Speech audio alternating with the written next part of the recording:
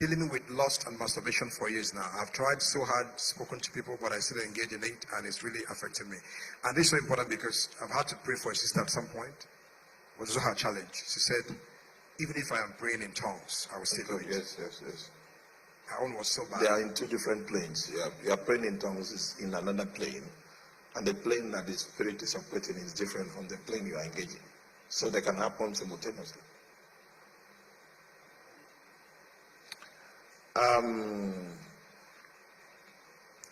First of all, we need to know a few things. Lust needs to work with your mind.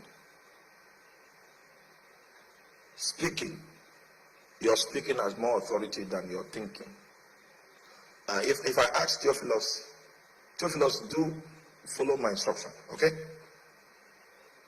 Count from 1 to 10 in your mind. Just do anything I tell you to do. Have you started? What's your name? Where did you stop counting? Okay, you stopped counting at 8. The moment you started talking, you stopped thinking. Do you notice that? It means that your words have more authority than your thoughts. And lust needs your thoughts in order to have a 3D experience. So what you do when you notice a lustful spirit trying to take dominion of your vessel is that you start talking. Start talking. Keep talking. Keep talking. Keep talking. The spirit will not be able to find a place. So that's level 1. Masturbation and unclean spirits, they are on level 1. There are higher spirits in the kingdom of darkness than those levels. This one, if you keep talking, don't be discouraged, just be talking. Be speaking the word of God, just be speaking it. You will weary the spirit. You can't get your mind, it doesn't have a platform. Praise God. Now, so let me call this first aid, right? Yeah, this first aid. So once the spirit can't get your mind, then you use your will against what the spirit wants. At first it will be difficult, but eventually it will become easy. And then the spirit will know it doesn't have any premise around your life. So there are two things. You speak and you turn your will away. That's all with that. Now, so let me also add, now, beyond these things you can do, what is the place of deliverance in that scenario? This is self-deliverance.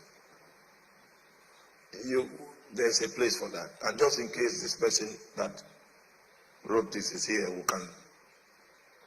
Deliverance is automatic. The faith process is manual. So I'm saying that for this case, the faith process is as efficacious as releasing the authority of God.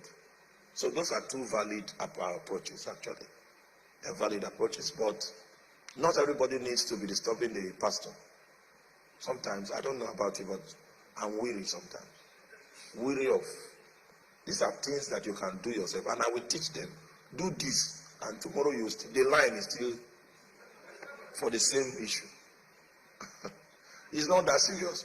We will soon talk about the one that is really serious that you need pastor.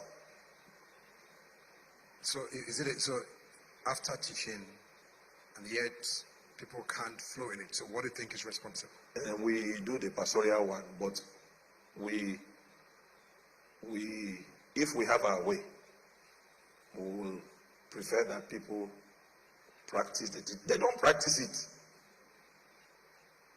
They don't practice it. If you start praying, for instance, you don't need any education. And if you start praying, for instance, you will know the experience of mounting up with wings. When when your heart is no longer conscious of your house rent, your salary, and what the realm of consciousness that you have been brought in, and the consciousness of the heavenly things.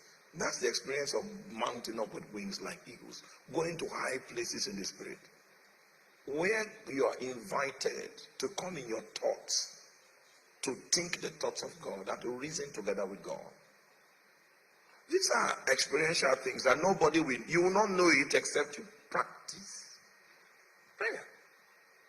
So you will not, these two easy things I just said now, if there's anyone in the congregation that is suffering from the symptoms of masturbation, I'm telling you, there's a two-way approach. You don't need pastor. However, if you can't work it yourself, no problem. And if you are here with that challenge, maybe before the end of the lecture, we will be able to deal with that.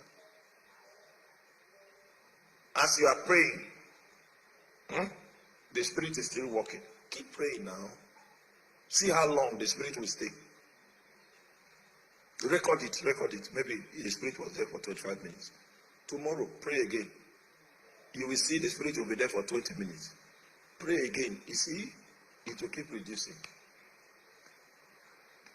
In consistency lies the power. That's the protocol for all spiritual things.